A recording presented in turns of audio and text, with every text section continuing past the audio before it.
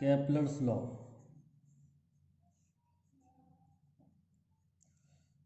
तो Kepler first law के बारे में समझते हैं। Kepler first law, it is also called law of orbit.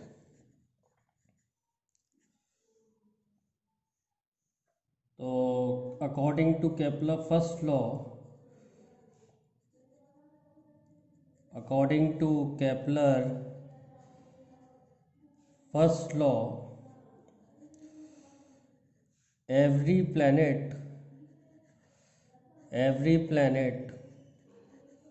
move around sun in elliptical orbit.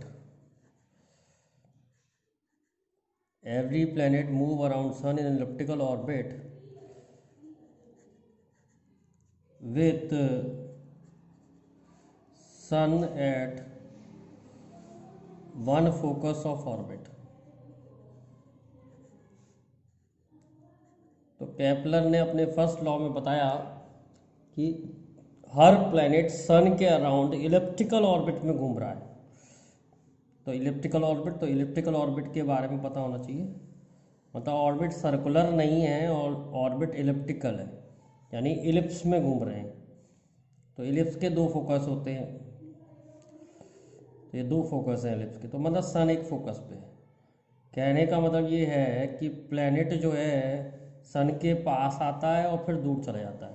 Not circular orbit नहीं है, कभी तो सन के पास आता है, कभी सन से दूर चला जाता है। तो प्लैनेट जो है इलिप्टिकल ऑर्बिट में घूम रहा है। जब सन के पास होता है तो उसे कहते हैं पेरिगी, और जब सन से दूर होता है तो उसे कहते हैं एपोगी। इन दो पोजीशन को स्पेशल नाम दे दिया गया। जब वो बिल्कुल सबसे पास होगा तब हम उसे कहते हैं पेरिगी, और जब सन सबसे दूर होगा तो सन से सबसे दूर होगा प्लैनेट तो उसे एपोगी कहते हैं। अब प्लैनेट यहाँ पर है सपोज, तो इलिप्स की कंडीशन होती है, तो इलिप्स की कंडीशन सेटिस्फाई करेगा। F1P प्लस F2P एक कांस्टेंट होगा हमेशा। जैसे प्लैनेट यहाँ आ गया तो F1P कम हो गया लेकिन F2P बढ़ गया। टुगेदर इनका सम कांस्टेंट रहता है। ये एलिप्स की प्रॉपर्टी होती है कि F1P प्लस F2P मिलके कांस्टेंट होते हैं। तो सन जो है एक फोकस पे होगा और प्लैनेट उसके अराउंड इलिप्टिकल ऑर्बिट में घूमेगा, और इलिप्टिकल ऑर्बिट में घूमेगा तो एलिप्स की प्रॉपर्टी सेटिस्फाई करेगा। तो हमें एलिप्स की कुछ प्रॉपर्टी भी पता होनी चाहिए जो हमारे न्यूमेरिकल्स में काम आएंगी। तो मैं आपको कुछ एलिप्स के कोऑर्डिनेट या इम्पोर्टेंट चीज़ बताता हूँ। ये एलिप्स है। एलिप्स के फोकस के कोऑर्डिनेट होते हैं AE, 0। अगर इसको ओरिजिन मान ले तो इस वाले फोकस के कोऑर्डिनेट होंगे -AE, 0, और इसके कोऑर्डिनेट होंगे -A, 0। इसके कोऑर्डिनेट होंगे A, 0। इसके कोऑर्डिनेट होंगे 0, B। इसके कोऑर्डिनेट होंगे 0, -B। तो यहाँ से लेके यहाँ तक डिस्टेंस हो गया 2A। 2A होता है मेजर एक्सिस। 2A होता है मेजर एक्सिस। तो बेटा A क्या होता है? A होता है semi major axis. Semi major axis. अच्छा, अब B क्या होता है? 2B होता है माइनर एक्सिस। 2B होता है माइनर एक्सिस। तो B क्या होगा? Semi minor axis. Minor axis की आधी, सेमी माइनर एक्सिस। एक चीज़ और जैसे लेके बच्चे परेशान रहते हैं, ई एसेंट्रिसिटी होता है। एसेंट्रिसिटी हमें बताता है कि शेप कैसी है। तो B और A में जो रिलेशन होता है वो होता है B² = A², 1 - E², इलिप्स के लिए।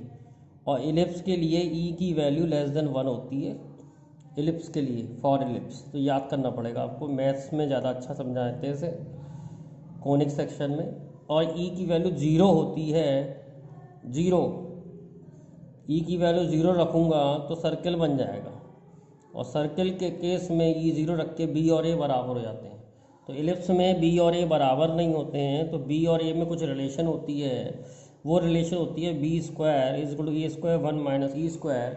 ई जो होता है उसे हम एसेंट्रिसिटी कहते हैं। एसेंट्रिसिटी से ही हमें पता लगता है कि फिगर कैसा है या शेप कैसी है। इलिप्स के लिए आपको याद रखनी है, क्योंकि हमें यहाँ इलिप्स की ज़रूरत है। इलिप्स के लिए एसेंट्रिसिटी ई से 1 होती है। तो केपलर ने अपने फर्स्ट लॉ में बताया कि हर प्लेनेट सन के अराउंड एक एलिप्टिकल ऑर्बिट में घूमता है बजाय सर्कुलर ऑर्बिट में घूमने के। कभी तो सन के पास आता है, कभी सन से दूर चला जाता है। तो जब सन के पास आता है उस पोजीशन को पेरिगी या पेरीहिलियन कहते हैं, पेरीहिलियन भी कह देते हैं, पेरीहिलियन। और जब सन से सबसे दूर होता है उसे एपीहिलियन भी कह देते हैं। तो पास आता है सन के दूर जाता है। सन एक फोकस पे है। बच्चे पूछते हैं दूसरे फोकस पे क्या है? दूसरे फोकस पे कुछ नहीं है, सन एक फोकस पे है और सन के अराउंड इलिप्टिकल ऑर्बिट में घूमता है, ना कि सर्कुलर ऑर्बिट में घूमता है। ऐसा केपलर ने अपने फर्स्ट लॉ में बताया। और ये इलिप्स की ही प्रॉपर्टी होती है कि F1p plus F2p together constant रहेंगे। कुछ कोऑर्डिनेट्स की आवश्यकता पड़ेगी आगे, इसलिए मैंने ये इलिप्स के कुछ कोऑर्डिनेट भी बताए हैं, बाद में ज़रूरत पड़ेगी न्यूमेरिकलों में। देखते हैं Kepler's second law. Kepler's second law, it is also called law of area. Law of area अभी समझ में आ जाएगा क्यों कहते हैं। Line joining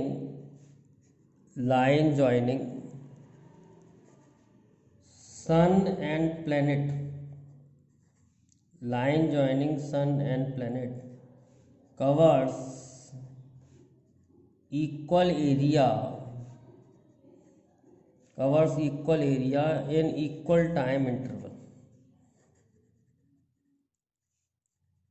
Line joining sun and planets cover equal area in equal time interval. बराबर टाइम इंटरवल में बराबर एरिया कवर करती है। कौन?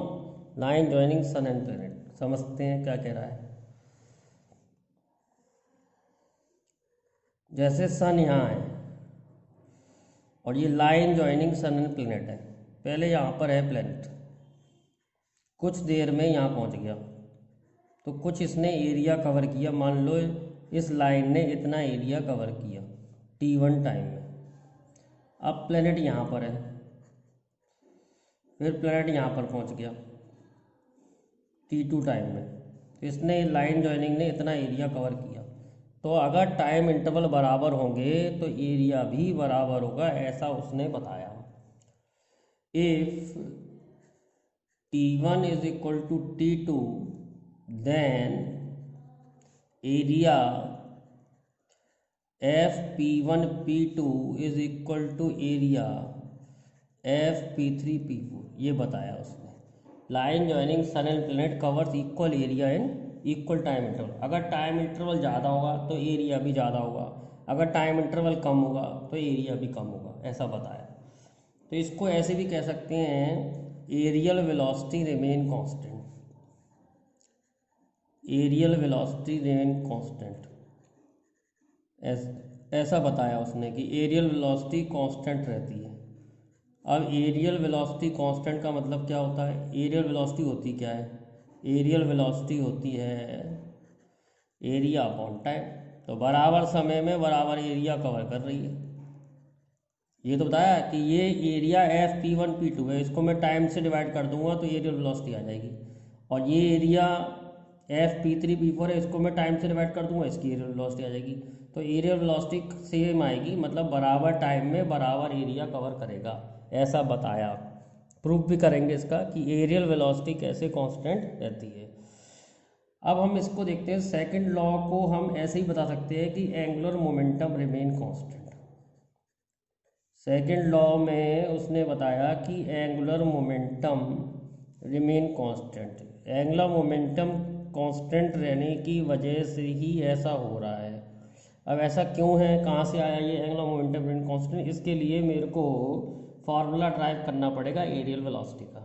तो पहले हम एरियल वेलोसिटी का फार्मूला ड्राइव करते हैं। मान लो प्लैनेट ने छोटा सा एंगल कवर किया डी थीटा, बहुत छोटा सा एंगल कवर किया, और ये छोटा सा डिस्प्लेसमेंट है डी एस। छोटा सा एंगल कवर किया, छोटा सा डिस्प्लेसमेंट कवर करा, तो इसका सबसे पहले हम एरिया निकालेंगे। इसको हम ट्रायंगल ले सकते हैं, इसको हम ट्रायंगल ले सकते हैं, और इसकी जो हाइट है वो आर मान सकते हैं। तो what is the formula for area of triangle? Area of triangle का फार्मूला क्या होता है? एरिया ऑफ ट्रायंगल का फार्मूला होता है बेटा हाफ बेस इनटू हाइट। और बेस जो है एंगल हमने पढ़ा है, एंगल हमने पढ़ा है स्मॉल एंगल है डी थीटा, एंगल हमने पढ़ा है आर्क अपॉन रेडियस। तो डी एस हो जाएगा half r d theta r. तो एरिया हो जाएगा half r square d theta. इतना एरिया कवर किया इसने डी टी टाइम में। मान लो जो एरिया कवर किया है वो डी टी टाइम में कवर किया है, तो इतना एरिया उसने डी टी टाइम में कवर किया है। तो अब हम एरियल वेलोसिटी कैसे निकालेंगे और कैसे दिखाएंगे कि एरियल वेलोसिटी कांस्टेंट रहती है? तो एरिया कवर्ड जो है, एरिया कवर्ड वो है half r square d theta. तो एरियल वेलोसिटी जो होगी, एरियल वेलोसिटी जो होगी वो होगी एरिया अपॉन टाइम।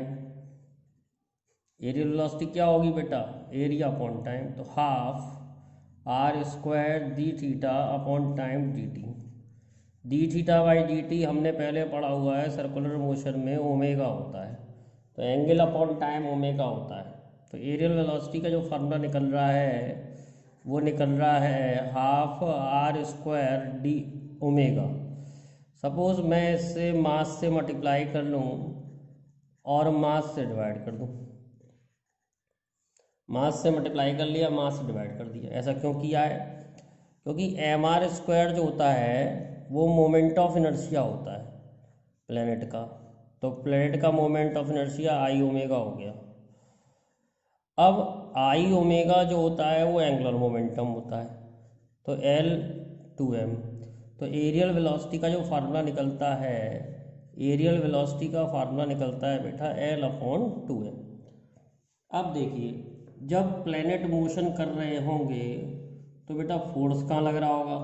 फोर्स अंदर लग रहा होगा, और रेडियस का वेक्टर हम बाद लेते हैं। तो इनके बीच का एंगल 180 है। तो बेटा टॉर्क क्या हो गया?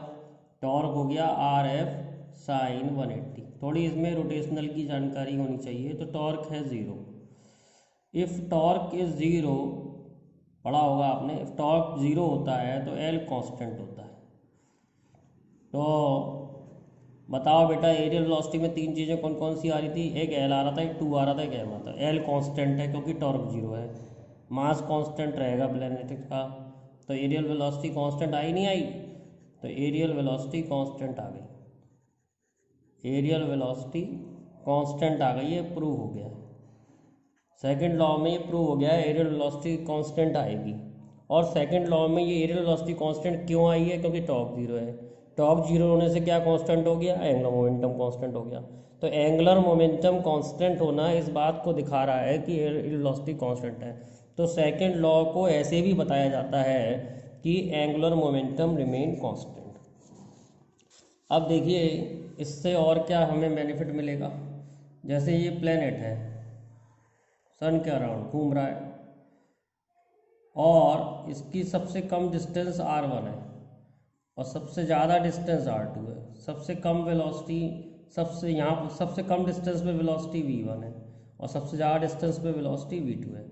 तो एंगुलर मोमेंटम का एक फार्मूला और होता है mvr, और हमने पढ़ा कि एंगुलर मोमेंटम कांस्टेंट होता है। तो हम यहाँ पर एंगुलर मोमेंटम लिखेंगे तो लिखेंगे mv1r1, और यहाँ पर हम एंगुलर मोमेंटम लिखेंगे तो कैसे लिखेंगे? mv2r2। तो हम कह रहे हैं v1r1 is equal to v2r2, यानी v इंटू आर एक कांस्टेंट आया, तो v is inverse of r। कहने का मतलब ये हुआ जहाँ r ज़्यादा होगा वहाँ वेलोसिटी कम होगी, और जहाँ आर कम होगा वहाँ वेलोसिटी ज़्यादा होगी। फॉर एग्जांपल ये पॉइंट ए है, ये पॉइंट बी है, तो कौन सी वेलोसिटी ज़्यादा होगी? यहाँ आर कम है तो वेलोसिटी ज़्यादा होगी, यहाँ आर ज़्यादा है तो वेलोसिटी कम होगी। तो हम कह सकते हैं इस केस में v1 is greater than v2। ये भी कॉन्सिक्वेंस है केपलर के सेकंड लॉ का, इस पे भी बेस न्यूमेरिकल आते हैं।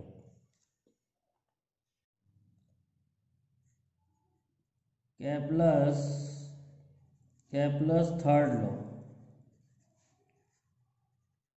केपलर्स थर्ड लॉ को हम लॉ ऑफ पीरियड भी कहते हैं। क्यों कहते हैं अभी समझ में आ जाएगा।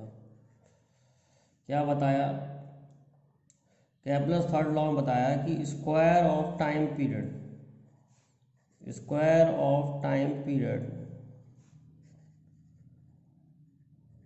is directly proportional to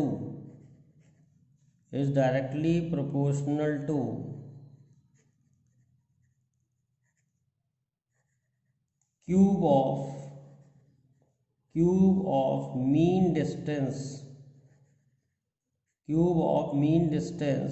between sun and planet, mean distance लेना है। मीन डिस्टेंस से क्या मतलब है? जैसे आपको बताया था कि ये सन है, ये R1 है और ये R2 है, ये सेंटर है। इसके कोऑर्डिनेट -AE, 0 थे, इसके कोऑर्डिनेट AE, 0 है, तो ये -A है। तो R1 जो होगा वो होगा दिस डिस्टेंस R1 होगा A - E। सिमिलरली R2 हो जाएगा A+E। तो मीन डिस्टेंस क्या हो जाएगा? R1 + R2/2, यानी कि 2A / 2, यानी कि A क्या था? Semi major axis. ये क्या था बेटा? Semi major axis. तो इसने बताया t² जो होता है प्रोपोर्शनल टू R³ होता है। R जो है वो R1 + R2/2 माना है मैंने, तो सेमी मेजर एक्सिस और R एक ही चीज़ है। तो t² is proportional to R³। कैसे पहुंचा? इस नतीजे पे पहुंचा कैसे? प्रूफ। तो जब प्लैनेट सन के अराउंड घूमेंगे तो उनके बीच में ग्रेविटेशनल फोर्स लगेगी, GMS m/r²। Gravitational force is equal to centrifugal force लगेगी बाहर की तरफ, तो m⍵²r। देखो सेंट्रीफ्यूगल फोर्स बाहर की तरफ लगेगी, m⍵²r, और ग्रेविटेशनल फोर्स अंदर की तरफ लगेगी, वो Gm1m2/r² होती है। तो Gm1m2 की जगह लिख दिया mass of sun, mass of planet, r² is equal to m⍵²r। तो Gms/r², m और m कैंसिल हो गए, ओमेगा की जगह रख दिया 2π/t का स्क्वायर इज r। तो यहाँ से t² जो आ रहा है वो आ रहा है हमारा 4π² Gms × r³। r² से ज़्यादा क्यों हो गया? तो t² प्रोपोर्शनल टू r³ आया नहीं आया? t² प्रोपोर्शनल टू r³ आ गया। तो अगर हमें एक प्लेनेट का टाइम पीरियड मालूम है, दूसरे प्लेनेट का टाइम पीरियड निकालना है, तो हम ये फॉर्मूला लगा सकते हैं t1² t2² is equal to r1 + r2³। तो t² is proportional to r³। ये है केपलर्स का थर्ड लॉ।